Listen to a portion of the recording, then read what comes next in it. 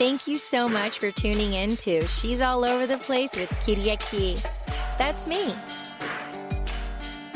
Welcome to She's All Over the Place. I'm so excited to have you here. Today, I have an amazing artist who I met on Broadway. She played the Queen in Bad Cinderella. Andrew Lloyd Webber put on Bad Cinderella in New York City. And I saw the performance before it recently closed. And Grace was very graceful and said yes to come on to the show. So we're going to talk about Grace today, her performance, and her journey as an artist. Thank you so much, Grace, for joining me. How are you? Oh my God, thank you so much for having me. This is such a treat. It was so cool to meet you after the show. And I'm just so flattered that you have invited me onto your amazing show. And we're going to get to talk for a little while. It's very cool. My pleasure. Yeah. My pleasure. Your performance was just mind blowing. And actually, after I met you and saw Bad Cinderella, I then 4 times in a row went to Spotify and I listened to the whole soundtrack. So anyone who wasn't able to be in New York City and they missed out on the show, if you have Spotify, just check out Bad Cinderella so you can hear the amazing performances and the uniquely brilliant story. That's actually the London cast. On Spotify. We, the New York cast, we don't have a recording. I'm sure there are bootlegs. Just for those of you who know how to find those things, have at it. But yeah, on Spotify, that's the London cast. Yeah, because I was looking at the names, but I didn't know like what the protocol was. Thanks for letting me know that. So diving in, where are you from? Yeah, I'm originally from Southern California. I was born in Orange County in Newport Beach, the OC, as they say. And I grew up there. Really, man, I just don't have the Southern California energy. I'm going to tell you right now.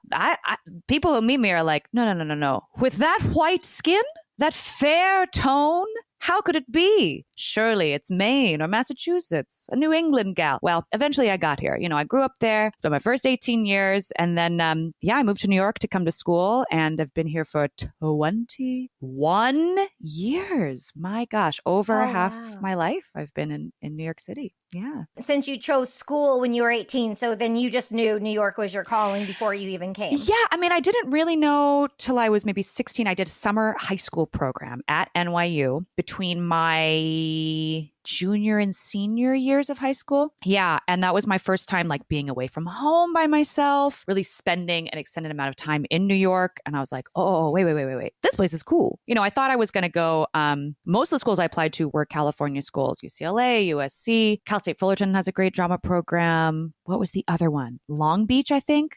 Yeah. And then New York said, why don't you just spend all your money and come here? And I said, you're right, New York. I think I'll do exactly that. Yeah. There's something about the energy here. Yeah. That's just, I don't know, just matched my sort of sort of constant little buzz that I didn't quite feel. It's like very chill in Southern California, which is great. That's great for a lot of people.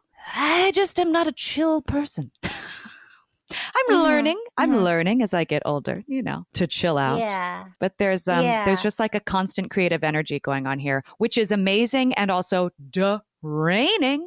It's tiring to be here. Demands so much of you, right? Maybe we can get into that. First, I was just wondering, when you were 16, what was the program that you came for? Yeah, it was an NYU summer high school drama program. So it was me. There were maybe 32 of us total, 16 doing a musical theater program and 16 doing just an acting program. And I was doing just the acting program because I didn't consider myself like a musical theater performer, even though I went to a performing arts high school. I went to a school called OSHA, the Orange County High School of the Arts. Although now it's just called the Orange County School of the Arts because it's more than just a high school. At the time, it was just a high school. The only acting program there was in the musical theater program. So I was in the musical theater program, but I didn't consider myself a musical theater performer just because I didn't sound like everybody else. And I said, well, I don't want to. I'm going to just sing how I want to sing. And ironically, all I do is work in musicals. All I do is get hired for the new weird musicals, which is pretty fun. Wow. So yeah, I mean, your voice is really next level. Thanks. Well, and for that role, for the Queen, that was some real ridiculous stuff. that I decided to do. And they said, okay, which is nice. Okay, so then after the summer program, when you came for school in 18, which program did you go to? I went to NYU, and I went to the musical theater program, but I only was there. At NYU, they have, I don't know how many they have now, but at the time when I was there, they had 9 different acting studios. So they're all under the umbrella of the NYU undergrad program. Each studio had sort of a different focus. There was the Stella Adler studio, and the Atlantic Theater Company had a studio. Playwrights Horizons has a studio. Experimental Theater Wing. I went to the musical theater program, but I only was there for 2 years. And then I transferred out to go to the classical studio, which is just a year long. It was just Shakespeare, which was awesome. And then I did the experimental theater wing. Meanwhile, I was studying art history just because I was at a college that had a good program and I wanted to study it. And I didn't quite know what I was going to do with that. But then it ended up that I wrote a musical based on a woman whose art I discovered while I was studying medieval art. That was my focus, was medieval art. So weird. Don't know why. Just liked it. Did you want to share that role or character? Yeah, absolutely. So the woman I wrote who you found? Yeah, her name's Hildegard von Bingen. A lot of people know her. If you've heard of her, it's actually, she is talked about in music courses, like in music survey courses. She's the 12th century German mystic. She was singular. She was making art at a time when all of the art, at least in Western Europe in the 12th century, like it's confined within the church, within the Catholic Church, right? And so most artists, you're just making it and it's just for the church. Like, you're not going to sign your name to that. But her name is on everything that she made, really because she was a mystic. She had this divine relationship with God. And and the Pope said, that's cool, let her do it.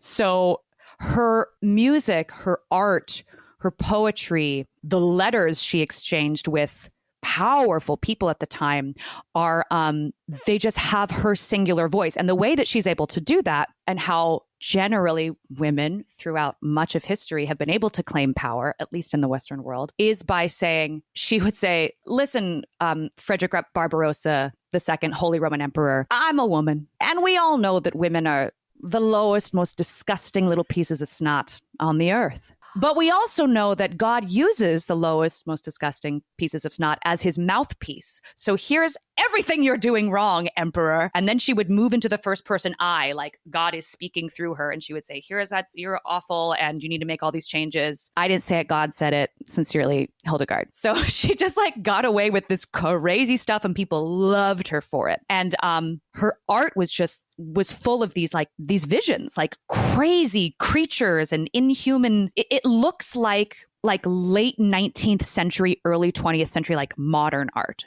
It was way ahead of its time. But she was like, well, God showed it to me, so I'm going to write it down. She just lived a really cool life. I was fascinated by her. And then I had been writing music for a while, just with my band. We're called Grace McLean and Them Apples. Although I think we've recently scrubbed a lot of the Them Apples. Just look up Grace McLean. You'll find me on the places where you stream the things. And I'm jumping ahead. We're releasing a new album next year. We just signed with a label, and our first single and music video are out now for a song called Reckless. Check them out. They're really fun. I'm very proud of this music to share with you. Anyway. Wow. Sweet. Sweet. Sweet.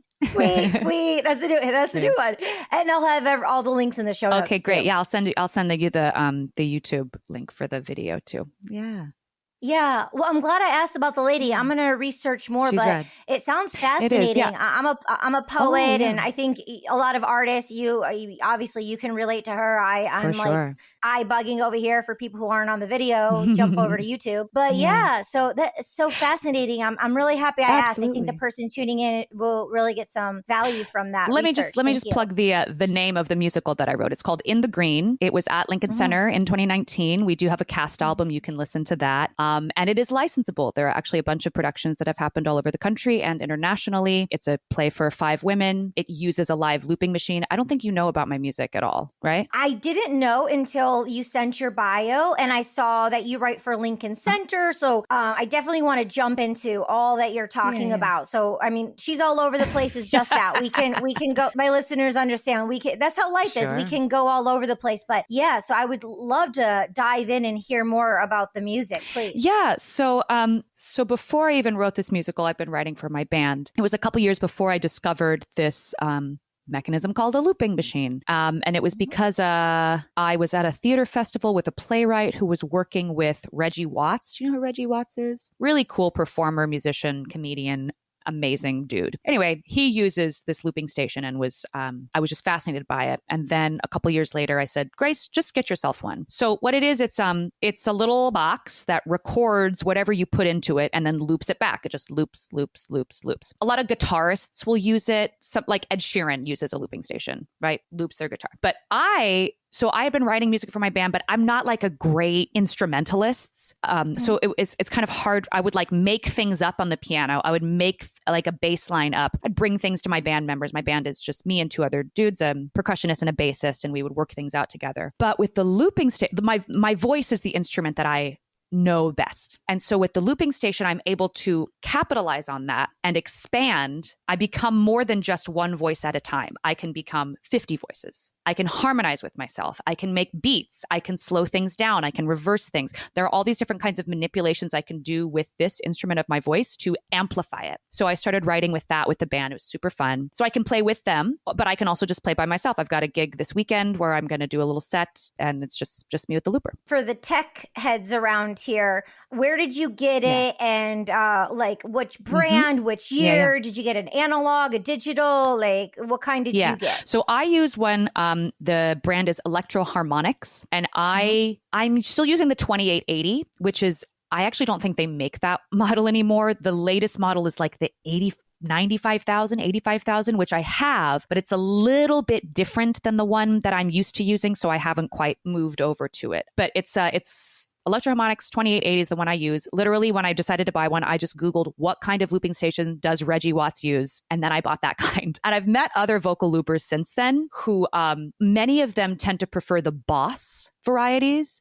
And Boss comes in a lot of different sizes. There's a single looper, there's a double, it goes up to like seven different tracks. And other vocal loopers that I've met tend to like the Boss variety, but Electro-Harmonix is what I learned on. I learned it, I think I bought it used from Guitar Center like over 10 years ago, and it didn't come with an user manual. So I just had to like trial and error figure out how to use this thing. YouTube's great for that. Oh yeah. Also just being bad at it.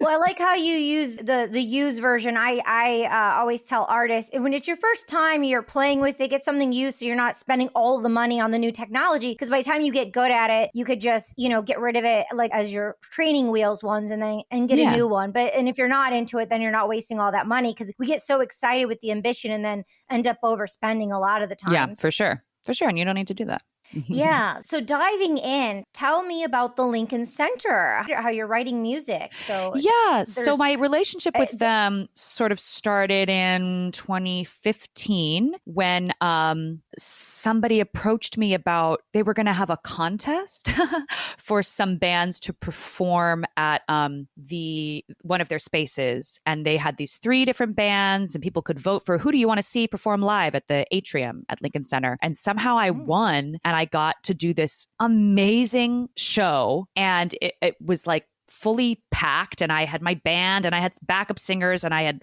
orchestrated things. And I really like to involve my audience. Like I'll make goodie bags for my audience, and we'll sort of like have little treats and things that we'll play with throughout the show. So it sort of like feels like a 5-year-old's birthday party where there's like little prizes and like there's snack time. And I just like involving people in the things that I make in sort of a visceral way. Anyway, that was really fun, and they loved it. So then they invited me back the next year, didn't have to compete this time. And they gave me a sort of bigger space. And then the year after that, they gave me an award for an emerging artist award.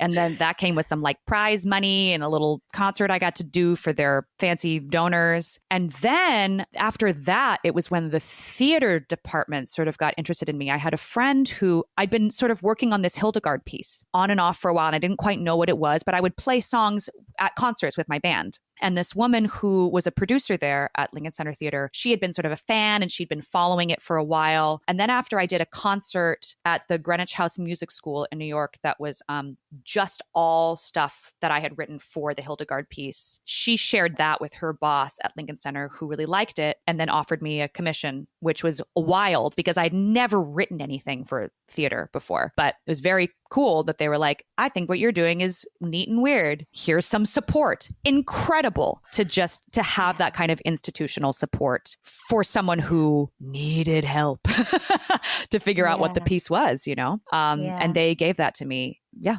Which was very cool. Wonderful. Yeah.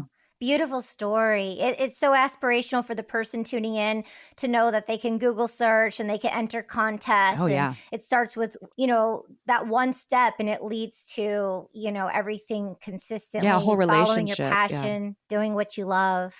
Yeah.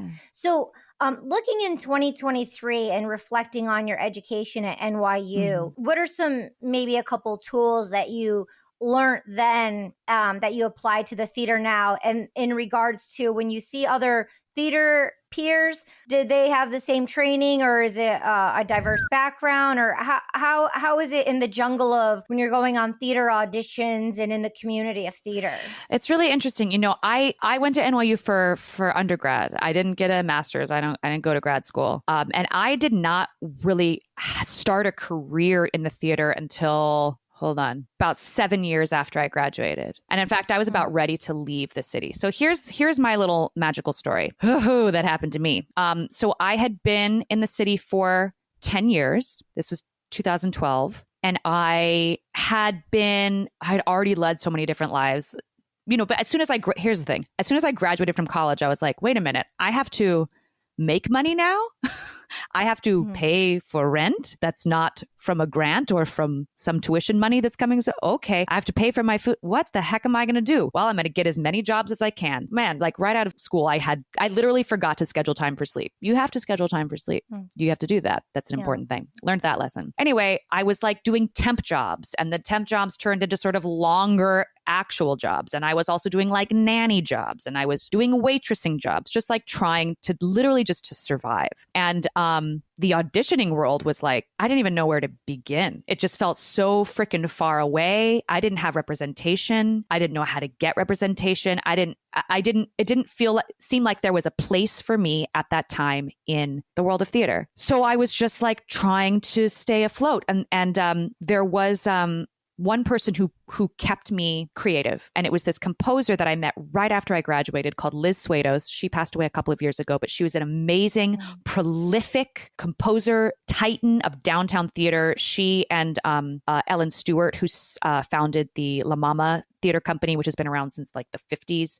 They were very close. Liz is just a super duper cool, fierce, scary lady who said, oh, Grace, you're kind of weird and great. Come on with me. So I was doing at least one cool project a year with Liz. I think right after I met her, she had gotten this grant to record everything she had ever written, which was, I can't even tell you how many hours of stuff. And so, I would go through, she wrote it, I'm going to get back to me for a second, but she wrote a version of Alice in Wonderland called Alice at the Palace that was at the Public Theater in 1986. And Meryl Streep played Alice, and there's like a PBS recording of this crazy, long, weird Alice in Wonderland show that Liz wrote that Meryl Streep is in as like a baby in a pink overall jumpsuit. It's really cute. Anyway, so Liz was just cool, and she was keeping me around. But anyway, in 2012, I'd been here for 10 years. I was kind of like just surviving, but I wasn't doing what I came here to do. What I came to school to do, what I thought I wanted to do, it just wasn't happening. And I had no idea how to make it happen. What did you think you wanted to do? I thought I wanted to be acting in the theater, maybe on Broadway. Wouldn't that be nice? It wasn't doing, it was like, it wasn't anywhere on my path. And I didn't know how to get it on my path. I was making stuff of my own. I was writing for my band by then. I was like doing little gigs. I was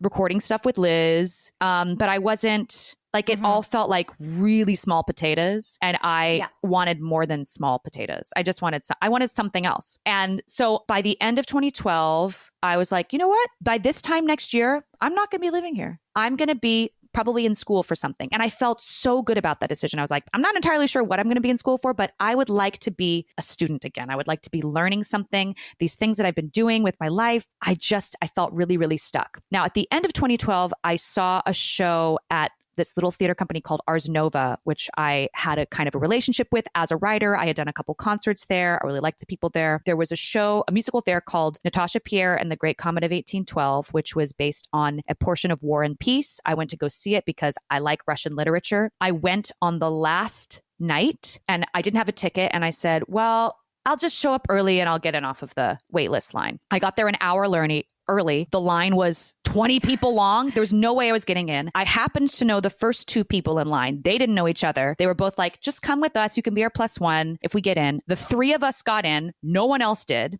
It was this amazing show. They had totally transformed this little theater. So it was like not even in the round. It was like, it was happening all around you. This crazy like electro pop Russian musical that there was free vodka. I was drunk by the end of it. I was crying by the end of it. It was all so perfect. I said, great, that was amazing. A month later, I said, I'm not going to be here anymore. I've got to get out of town. And January of 2013, right after I'd made that decision, I just been dumped too. So I'd like all my tetherings were like, you don't have to be here. Get out of here. In January of 2013, Ars Nova called me and they said, hey, we're moving Natasha Pierre and the Great Comet of 1812. We're going to do another production of it in a larger space off Broadway. Will you come and audition? And I was like, well, I don't do this anymore, but I loved that show. I'd love to just go in and tell them how much I loved the show. And then I kept getting called back and I was still like, I'm not getting this job because I'm not going to be here in a year. And then somehow everybody from that original cast was invited back to do the show, except one girl who decided she was going to take another job in Chicago. And I got her role. And that show kept me in New York. That started my having a career because that was my first Broadway show. It didn't go to Broadway right then. It ran off Broadway for a year, took a little break. We went out of town at ART to do a bigger production. And then at the end of that following year, it moved to Broadway with Josh Groban. It was Josh Groban's first Broadway show. And I mean, I had prepared and felt good about not even trying anymore. And it was something about like the moment of not trying that like, oh, here it is. This is how you do it. Do you know what I mean? You look like you know what I mean. I know it too well. You know, it's like nonstop since 2001. It's what you hear when you don't have the wanting, the desperation. I'm not going to name stories, but I've been in Hollywood seeing girls with my agency where it's like they left the business, they just stopped, and then all of a sudden they're in this huge role or something and are on this TV show. And it's like when you have, they call it the F it card, you just don't care. Yeah. And it's like, you want to not want, you want to not act like you want it. You want to act like you don't want it. You're like, yeah, I don't need it. You're like, I want to do a good job, but I really don't care. But how do you really not care? Because you're scared of not caring because then you might not get it. And then you just don't get it. So it's it's such a head game. It's such a head game. But like, it was an amazing thing to learn because I truly did not believe that I was going to get it, like really fully. And that freed me up to just like, just do it how I wanted to do it because I wasn't going to get it. That's how I got this Andrew Lloyd Webber job. I was like, there's no way they're going to cast me and an Andrew Lloyd. I'm way too weird for this man. And they were like, no, that's it. That we want that weird. I don't know how it happened. I have a question. Ask it. You mentioned the W word many times. Weird. You're weird. You're great. You're weird. You're great. You've mentioned that a few times. So is it all the time or do you save that weirdness for your auditions and put it into your craft? I'm going to tell you, I don't think I know what it is that makes me, I'm just a me. That is the feedback that I get from others by being me. But are you... Well, what I'm going to say is the bit of advice that I tend to give to the young folks is to lean into your weird. And by that, I just mean like, whatever it is that makes you you. Like, I like medieval art. That's weird, right? But I like it. And I decided to study it seriously. I just like, get serious about your weird. Like, if you have a thing that is yours, make a craft around it. You know, like that's what I did with my voice and the looping station. I was like, how can I make this thing that I don't quite know where it fits? I'll like make a place for it to fit that feels like good to me. And then if other people want to hire me because of that, that's cool. You know, like that's how I had the relationship with Ars Nova, who invited me to audition for the show. Is I came to them first with my own music that I had written because I wasn't getting work other places, except for Liz. And Liz really taught me that lean into your weird thing, you know? Mm-hmm. Definitely. I like beautiful. Well said. Well said. Thanks. Something to lean into. Yeah. So tell us on your journey. So this is your first opportunity for a year, then you went around, and then what's the journey after that? Which year are we in? Oh, well, it was 2013 when Comet ran. That ran through 2014. Still didn't get an agent. Talked to a lot of agents. I was like, I'm in a show. Don't you want to take some of my paycheck that I'm making right now? I'm like, no. Okay. You were even offering that? Oh, Yeah. geez. But then I did a show at BAM. How was I getting these auditions? I don't know. I think some people, maybe like some casting directors, I think had just come to see me in things and would just call me directly as opposed to calling the agent. The casting director would just call me. So I did this show at BAM, and then I did this amazing show that I wish it should have a life just at like New World Stages as a weird little cult classic. It was called Bedbugs, 3 exclamation points. It was a musical. It's like a cross between Rocky Horror and Little Shop of Horrors, like mutant bedbugs taking over the city, an exterminator. I was living in New York in 2012, 2013, and bed bugs were a big topic then. I don't know if they still are, but I know they were then. Yeah. Yeah. I mean, they're scary. It was like a horror, campy musical. It was so fun and really hard, actually, too. It was very hard to do. But I met some great people. And it was doing that. Then I got an agent. Somebody came to see it and said, okay, we'll sign you. And then, then I had 2 other jobs. That agent didn't get me. Is the casting directors. The casting directors are your friends. The agents, they'll negotiate for you. You got to know those casting directors. They'll come see the things and they'll call you in. It's so cool to hear in 2013, around that time, it would be the direct relationship with casting directors. I originally went to California at the end of 2001, and I went through the whole system of going through agents. I felt there was a disconnect with casting directors, but I guess more that's TV and film. Yeah. But I guess with live performances, you could do mailings, like write them a postcard if you're going to be in something to let them know. Now it's email them the link so they can watch the screener, or even now email them if you're going to be in something live now that things have opened up. So it's great to know, to have that direct connection with casting directors. Yeah, absolutely. They're the ones who have the jobs for you. And then with social media, it's a great tool because you can find them and like it, comment, and then they can see you and then follow you back. And I mean, the Huffington Post has written about you, and the New Yorker and New York Times and all that jazz. So they find you. So it's a great opportunity for you to find them, but they get to find you as well. But I'm kind of speaking to someone who maybe hasn't had those kind of write-ups yet. Yeah. Yeah. But it's really about like doing the things, getting out there and doing them, because people go see you. They want to see you. They want to see you in action. And I guess now there's a lot of like, you can do stuff in your room and you can post it online and you can have that. I don't know. For me, I prefer the live stuff. It's hard to get people to come to the live stuff sometimes because there's so much going on.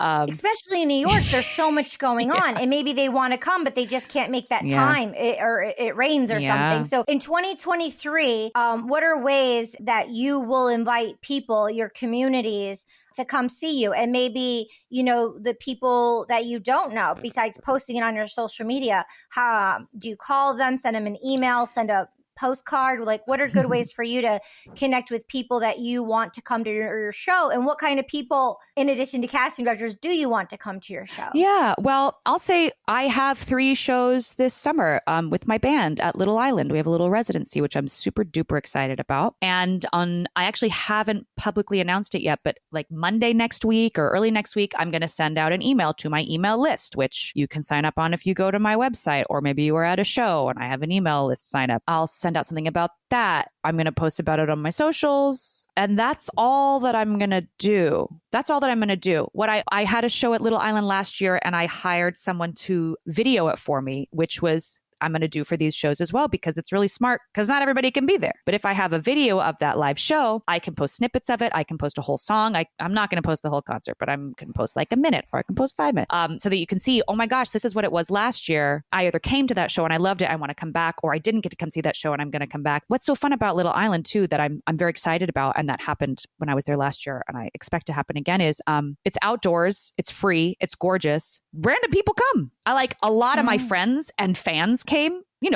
I'm somehow at this point in my career where a lot of the audience is people that I don't know personally anymore. For a while, it's like just your friends come, the same couple of friends come, and that's great. But then they'll tell their friends. And that's how I first, do you know who Philippa Sue is? She's a musical theater actor. She was in the original cast of Hamilton. She's in Camelot right now. She was in the musical adaptation of Amelie. She was Amelie. She was in Natasha Pierre in The Great Comet of 1812 with me as the lead. Anyway, I first met Pippa when she came to one of my concerts because she was in school with a friend of mine. Anyway, you never know who's going to show up or who's talking about you. And if it starts with your friends, that's great. And your friends are going to tell their friends. And then eventually people that you don't know who they are at your shows. And that's really cool. I'm looking forward to the randos. I'm looking forward to the people that I don't know and the people who don't know me who happen upon the concert and are going to hang out.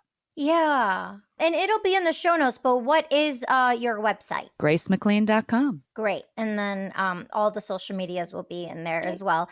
That's so neat. And yeah, with social media, TikTok and YouTube Shorts is really popping. So doing a 15-second, 30-second, 1-minute clip is great. Those little clips that you chop up and then repurpose them on social media. Yeah. So that's really smart strategy. And then a great way to outreach, for the next shows. For sure. Oh gosh, yeah. The next wave. Cool. So kind of jumping into, then you were already full blown and then everything closed down in 2020. How was that experience for you? What did you do to propel yourself forward? I did a lot of writing. I had been working on a couple of theater projects with collaborators before the shutdown, and then we used that time to get a bunch of drafts done. One of the things I'm proudest of is in winter of 21, so everything was still nothing was happening. There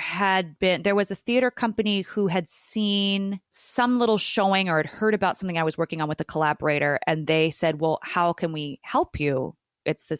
We have, some of this funding that we have to use somehow. How can we help you? And so my collaborator and I said, what we want is for you to find us a space where we can go and write and for you to pay us a little stipend. And they said, okay. So they found a donor who had an extra property in upstate New York that they let us use for a week. They paid us a little stipend, which we used to buy our groceries. My husband came with us and was our personal chef. So we would just ride all day and he would cook us food and tend the fire. It was so cute. And we got an entire new draft of our show because we asked something very specific of people who wanted to help us out.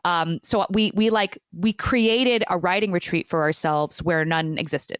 We conjured it. And that was really, really useful to just have that dedicated space and time to focus on the work. Now, I'm also going to say the pandemic was a really great time for my husband and I to truly disconnect from the freneticism of this ridiculous world of art making and entertainment and all of that. It was really useful. We bought a car. New York City, why would I have a car? Bought a car in the pandemic, I tell you what. And we went on a long, long road trip where every day it was the seat of our pants. Where are we going to go? We're going to find a place to camp. We're going to get as far away from people as we can. Hope to God there's no cell phone reception. I want nothing. I want stars. I want trees. I want you and me. And it was so incredibly healing. And I didn't know I was a camper. Now it's all I want to do. I love it. I love sleeping on the ground. There was something so, again, healing just about being away from screens and things and trying to do concerts on my computer. Oh, that was the worst. I did so many of those. It was so hard because you're like, I'm doing a thing and I'm singing my song and can you hear it? I'm there's nobody there. I mean, they're there, but there was no exchange of people. So anyway, to just like have a reordering of priorities was really, really useful. And now I try to bring that now that things are back and things are happening and you got to get this job and there's the audition and now we're in person auditioning. We got to do that again. Oh my God. And get those muscles back up and performing for people. Like it's so wonderful to perform for people. It's also exhausting. And so there's a real priority in, I'm actually going to take my day off. I'm going to step away from this. I'm going to find a tree. I'm going to look at it. And just that. That's become something that I really try to remember to do because it's rejuvenating. I didn't even know how drained I was. That's what the pandemic showed me. I mean, it showed a lot of us, I'm sure. I love it. I love it. It's so great on so many levels. And I really liked hearing your story. Thank you for sharing those intimate moments. They're really special. Yeah, thank you. Thank you. Yeah. A couple things that are percolating. You mentioned going in for auditions. Any tricks or tips for people, when they go on their auditions and things that you do to prepare to center your core and anything you want to share for, the fellow thespian out there? The thing that I've started really prioritizing more and more is practicing with other people. I mean, you got to prepare on your own, but the more that you can do it in front of somebody else and just say the words and practice the thing and do it, that's really helpful because when you get in the room, you've already done it feeding off of somebody else's pheromones or whatever it is that you're going to smell from them. I do that with my music auditions too. Like when I have to sing for a while, they'll oftentimes, if it's a singing audition, they'll send you an accompaniment track that you can practice to. And that's useful, but it's more useful, I found, to hire somebody for half an hour to get into a room with you, to play through the song in real time, because, it's something as simple as the acoustics are different when it's live as opposed to recorded. And acoustics is a physical thing. It affects your body. So if you can practice and rehearse with those acoustics in your body, you're going to experience it differently when you're in the audition room. It's personal and it could be neurotic, and overwhelming. And, as a sensitive artist, if one is sensitive with tech and getting it right and wanting that focus to, that obsessive compulsiveness to focus. But for someone maybe who doesn't have funds to pay someone for a half hour, that's one option. Because sometimes I'm thinking, I'll use me as an example, who's going to want to do this with me? People are busy.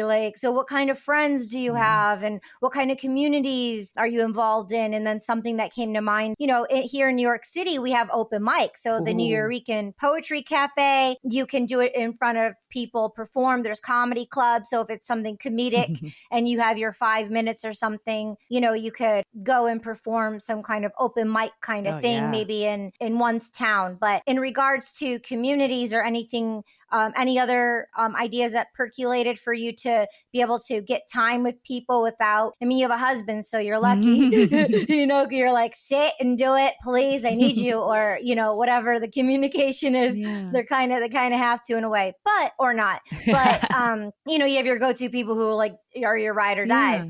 A lot of times, I'll use me personally. I found it very difficult, with a lot of anxiety. It's because I'm not getting paid. You're not getting paid. We're not getting paid to audition. And we prepare for these 2 minutes you have in the room, or 5 minutes if you're lucky for a redirect or something. But it's I'm maybe self-inflicting or maybe not excited enough, or just I've had my own struggles I'm sharing because the person tuning in probably feels the same way. But who's going to want to, spend an hour with me, or, I'm going to call my friend Jules again, or I'm going to call my friend Zach again. It's you have your kind of go-to people, but feel deep down that you're kind of bothering them, or you have to send them a gift, or, I don't know. Any other healthy ways that you learned along your journey to have people play with you and listen, hold the space that you need? Yeah, I think you've got to be willing to play with them and listen and hold the space that they need. There can be kind of a tit for tat. I help my best friend with their auditions and they help me because we understand we're a part of the same community. And so therefore we have to do things together. And here's the thing. If you are a person who's oh, I don't know if I have that community, you're going to get it. I mean, this world is all about community, the world of acting anyway, and auditioning. Like, you're going to work with people. You will work with them again and again. They understand what it is that you're going through. So maybe you're going to be someone that they call when they need their audition done. And if you can show up for them when they really need you, you know, they'll do it for you, because that's how we build community, is by you also showing up for other people in your world. Mm-hmm. Yeah. Mm-hmm, mm-hmm. Yeah, well said. Well said. So we're honing it in here. Any last words of wisdom that you want to share with the person tuning in, or anything coming up that we should know about? Oh my gosh, I think I've told you everything you'd ever need to know. Yeah, you know, got those concerts coming up this summer. It's going to be real fun. First one is July 23rd at Little Island. Wait, where is Little Island? Oh, Little Island's so cool. It just opened not last summer, but the summer before. It's on the Hudson. It's like maybe just below Chelsea Piers or just north of it. I don't remember exactly where, but it's in the city. Yeah. It's I'm way. gonna come see You must. It's so fun. It's free. It's beautiful. It is on the Hudson. Yeah. And there's this performance space that's on this grassy knoll, and it overlooks the water. During the concert, you're going to watch the sunset. It's so pretty. I'm going to be there. And for me personally, I mean, She's All Over the Place is for a few reasons. I'll just give you one. One, because I've traveled a lot and my heart and soul just really wants to be in New York City all summer. So I plan to be here, and I just really want to focus on myself right now. And I want to focus on my craft and building community, just being present, just staying grounded and being in one place, which I think is so important with, you know, the stuff we're sharing and caring about, you know, being grounded. So each moment has their season. Absolutely. Yeah, absolutely. And I guess the last thing I would say is, I encourage you, listener, to take care of yourself. You know, the work is hard. The work is hard, and it's personal, and it's draining, and you got to refill that well. And maybe that's like sleeping an extra hour, or taking a bath, or giving yourself some tea when you take a little walk. Like, those things are so important. They are, yes, they will serve the work, but I think it's better if you think about, like, I'm going to, because there's a part of me that's like, I'll sleep this extra hour so that I'm more ready to do better work. That's one way to do it. But also, I'm going to sleep this extra hour because I just need it and it feels really good. And things are allowed to feel good. Exactly. Without the guilt or shame. Mm-hmm. I actually have one last question that came up, if that's okay. I was thinking about the process you mentioned of having representation, not having representation, having a show, not getting representation, and then getting representation. And, you know, I'm not sure how it is for you. Some people get representation and it's ride or die. They stay forever. Some bounce around. In 2023, any tips and information you can share with the listener tuning in about representation and how to treat those relationships of the people who represent you? Yeah, you know, you want to be with people who you feel like you can really talk to and communicate with. The thing to remember too about representation is that they're working for you. They're taking the money that you are earning. Yeah, maybe they're going to help you get the job, but you also, it's ultimately going to be you that gets to know the casting directors. Like, you're in the room with the casting director when you get that audition. Those people are going to ask your agents about you. You know, just remember that they're working for you. And yes, you want to be. I just had a really great conversation with my agent today about a project that I've been working on. And I'm like, I wanted to like talk some of my feelings out with them. Had nothing to do, like, the project was over. Everyone's already been paid, but I wanted to recap with them the feelings. And I'm able to do that with this person because of the relationship that we've built. You know, like, it's a business relationship, yes, but you want to be able to communicate clearly the things that you're thinking and feeling, or reservations that you have about a role or about an audition. And yeah, you know, sometimes I'll send, like, when I do a self-tape or something, I'll send my agents several takes because I don't know which one to submit. And I look for and respect their feedback. And I expect it. I expect them to tell me what they think is going on with you know, the work that I'm doing. Yeah. Yeah, really useful. And I guess just a quick one, what one or two favorite moments with Bad Cinderella? Oh, man. Well, gosh, I loved that number with all the men. I don't think I'll ever get to do something like that again. That was so wild. So fun. Yeah. Just me and a bunch of shirtless dudes. Yeah. Delightful. You go, they're like, should I open the window? You're like, no, I love the smell of your stench. Woo! Yeah. So fun. Yeah, it's just all the people were really, really lovely. A great, great cast of people. We're still communicating with each other. We see each other sometimes. You know, there's a Broadway softball league that we are still members of. I don't play, but I go and watch. It's really fun. It's just a great community of people. And you know what? It isn't always that way, but this was a great cast, and I think we'll, in some way or another, stay in touch with each other. So I'm looking forward to that. Great. Well, congratulations on everything. Thank you for joining me. You're welcome back on She's All Over the Place anytime. Thank you. It's been great. Yeah, I'm excited to see you perform really soon and follow your journey along the way. Yeah. Oh, man. This has been lovely. Thanks for taking the time to chat with me. My pleasure. My pleasure. Thank you for joining Grace and I on She's All Over the Place. Please look at the show notes, follow Grace, share this with one person. Because of you, we're in the top 2% out of all known podcasts. Please give us a 5-star review on Apple and Spotify, and you can even leave a comment on Apple Podcasts. Thank you so much, and we'll see you next week. Thank you so much for joining us. We'll see you next time. Kitty at Key, over and out.